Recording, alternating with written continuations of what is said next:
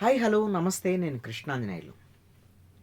NTV జర్నలిస్టుల arrest, ఈ case నేపథ్యము ఇవన్నీ చూస్తే తెలంగాణ రాజకీయాల్లో కీలకమైనటువంటి పరిణామాలు చోటు చేసుకునే పరిస్థితి కనపడుతుంది.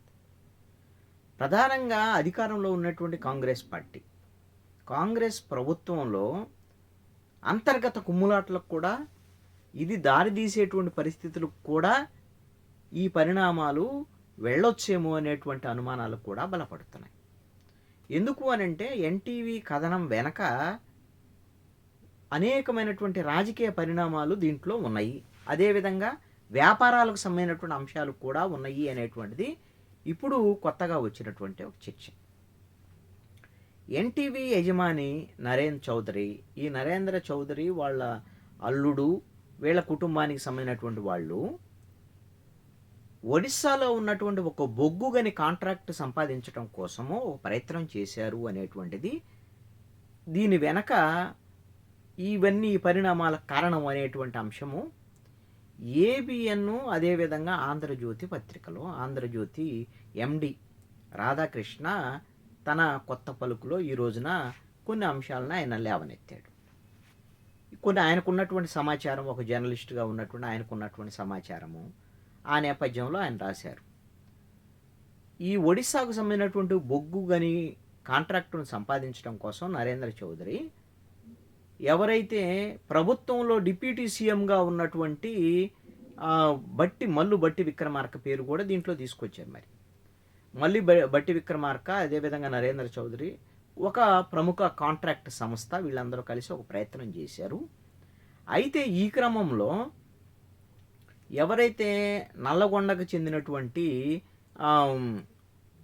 కోమటిరెడ్డి వెంకటరెడ్డి సోదరుడు కంపెనీ కూడా ఇదే బొగ్గు గని కోసం కాంట్రాక్ట్ కోసం ప్రయత్నం చేయటం అనేటువంటిది, వీళ్ళకి కోమటిరెడ్డి వెంకటరెడ్డి సోదరుడి కంపెనీకి సంబంధించినటువంటి ఆ పోటీ రావటం అనేటువంటి అంశాన్ని వీళ్ళు దృష్టిలో పెట్టుకొని కోమటిరెడ్డి వెంకటరెడ్డిని బ్లాక్మెయిల్ చేసేటువంటి ప్రయత్నం వార్తల ద్వారాగా చేశారు అనేటువంటిది ఏబిఎన్ ఆంధ్రజ్యోతి పత్రికలో వచ్చిన సారాంశం. ఇది ఆయనకున్నటువంటి సమాచారం, రాధాకృష్ణకు ఉన్నటువంటి సమాచారం మేరకు ఈ సమాచారాన్ని ఆయన మీడియాలో తెలియజేశాడు.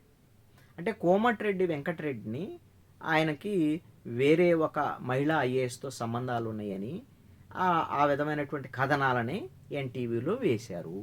ఆ విధంగా ఆయన్ని బెదరగొట్టి ఆ విధమైనటువంటి బొగ్గుగని కాంట్రాక్టర్ తమకు పోటీ రాకుండా చూసుకోవాలనే ప్రయత్నం చేశారు ఎన్టీవీ, నరేంద్ర చౌదరి, వాళ్ళ కుటుంబీకులు, అదేవిధంగా ఒక కంపెనీకి సంబంధించినటువంటి వాళ్ళు, అదేవిధంగా బట్టి విక్రమార్క పేరు ప్రస్తావన కూడా చేశాడు. మరి ఇప్పుడు ఇదంతా అసలు వాస్తవమా కాదా, దీని వెనక నిజంగా బొగ్గుగనికి సంబంధించినటువంటి కాంట్రాక్ట్ అంశం ఉందా లేదా అనేటువంటి విషయము ఇప్పుడు మీడియాలో వచ్చిన కథనాలు ఇవి. దీనికి ఎన్టీవీ ఏం చెప్తుంది, ఎన్టీవీ వాదన ఏంటి అనేటువంటిది అయితే ఇంకా బయటికి రాలేదు. మరి ప్రభుత్వంలో ఉండేటువంటి వాళ్ళు, ఈ ప్రభుత్వంలో ఇంటెలిజెన్స్ ఉంటుంది, వ్యవహారం ఉంటుంది, ఇవన్నీ ఉంటాయి. మరి ప్రభుత్వంలో ఉండేవాళ్లే ఒక మంత్రి ఇంకొక మంత్రి మీద ఈ విధంగా, లేకపోతే కాంట్రాక్టుల కోసమే మీడియాను అడ్డం పెట్టుకొని, మీడియా యజమానులను అడ్డం పెట్టుకొని ఈ విధంగా వార్తలు వేయించటము, దాంట్లో మహిళా ఐఏఎస్లో యొక్క పరువు ప్రతిష్ట భంగం కలిగించే విధంగా వ్యవహరించటం, ఇవన్నీ పరిణామాలు. అసలు దీన్ని మనము ఒకవేళ ఇదే నిజమైతే దీన్ని ఎలా అర్థం చేసుకోవాలి? మీడియా, రాజకీయాలు, అదేవిధంగా కాంట్రాక్ట్లు, ఇదంతా కూడా కుమ్మక్కైపోయి వాళ్ళ యొక్క మధ్య వచ్చేటువంటి ఘర్షణల్లో ఈ రోజున మీడియా కూడా పావుగా మారినటువంటి పరిస్థితి ఉంది. ఎందుకు?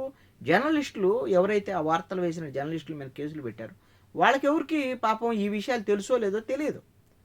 ఎన్టీవీ యాజమాన్యం అయితే ఈ ఒక క్లారిటీతో ఈ విధమైనటువంటి వార్తలు వేయించింది అనేటువంటిది ఇప్పుడు అనుమానాలు బలపడుతున్నటువంటి అంశం. మరి ఈ విధంగా మీడియాలు వ్యాపారాల్లోకి వెళ్ళి కాంట్రాక్టులు, వ్యాపారాలు చేయటం తప్పేం కాదు అని, వ్యాపారాల్లో ఉన్నవాళ్ళు మీడియాలోకి రావడం కూడా తప్పు కాదు. కానీ తమ మీడియాలకు సంబంధించినటువంటి వీటిని, జర్నలిజాన్ని తమ వ్యాపారాల కోసం, కాంట్రాక్టుల కోసమో ఈ విధంగా అడ్డదారుల్లో తీసుకెళ్లేటువంటి ప్రయత్నం చేయటాన్ని ఎవరైనా సమర్థిస్తారా? ఇదే బొగ్గుగని కోసం ఇది అంతా కూడా జరిగింది, ఎన్టీవీ చేసినటువంటి పనిది అనేటువంటిది గన ఏబిఎన్లో వచ్చినటువంటి కథనమే గన నిజమైతే ఖచ్చితంగా ఎన్టీవీ చేసినటువంటి యాజమాన్యం చేసినటువంటి తప్పు. బలైనటువంటి వాళ్ళు జర్నలిస్టులు. ఈ విధంగా మ్యాక్సిమం అన్ని యాజమాన్యాలకు సంబంధించినటువంటి మీడియా, వ్యాపారాల్లో ఉన్నటువంటి మీడియాలన్నీ కూడా తమ సొంత ప్రయోజనాల కోసం ఈ రోజున ఏదన్నా ఒక సమస్య రాగానే సొంత ప్రయోజనాల కోసం వ్యవహరిస్తున్నారు.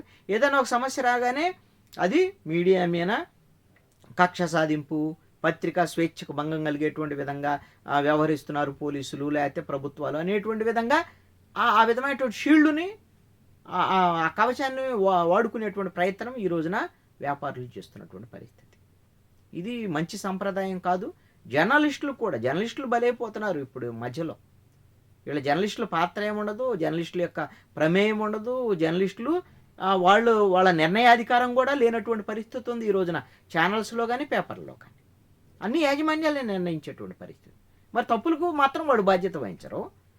అదేవిధంగా తప్పు జరిగితే ఏదన్నా కేసులు వస్తేనేమో జర్నలిస్టులు ముందుకు నెడతారు. ఇది మంచి ధోరణి కాదు, మంచి సంప్రదాయం కాదు. ఇంకా అసలు ఈ విధమైనటువంటి ఇప్పుడు ఎన్టీవీ ఈ అరెస్టు నేపథ్యంలో ఇప్పుడు ప్రభుత్వంలో ఉండేటువంటి ఇద్దరు మంత్రుల మధ్య జరిగినటువంటి ఈ ఆధిపత్య పోరాటం ఏది వ్యాపారానికి సంబంధించినటువంటి విషయంలో కాంట్రాక్టుల కోసం మరి ఇది ఏ దశకు దారితీస్తుంది? మరి ఇలాంటి అవకాశం ఇవన్నిటి పరిస్థితుల్ని ప్రతిపక్షాలు కూడా అందిపుచ్చుకుంటాయి కదా. అక్కడ బీఆర్ఎస్ కానీ బీజేపీ కానీ ఖచ్చితంగా అందిపుచ్చుకొని ప్రభుత్వంలో ఉండేవాళ్లే ఈ విధంగా మీడియాలను అడ్డం పెట్టుకొని తమ వ్యాపారాల కోసం ఇష్టారీతిని వ్యవహరిస్తున్నటువంటి అంశాన్ని ప్రతిపక్ష పార్టీలు కూడా ఖచ్చితంగా ముందుకు తీసుకెళ్తాయి. ఇది ఒక చర్చ జరిగేదానికి అవకాశం ఉంటుంది. ప్రభుత్వం కూడా కొంత డిఫెన్స్లో పడేదానికి అవకాశం ఉంటుంది. మరి ఏమేమి పరిణామాలు, రాజకీయ పరిణామాలు తెలంగాణలో ఈ ఎన్టీవీ కథనం కేంద్రంగా జరుగుతాయి అనేది చూడాలి.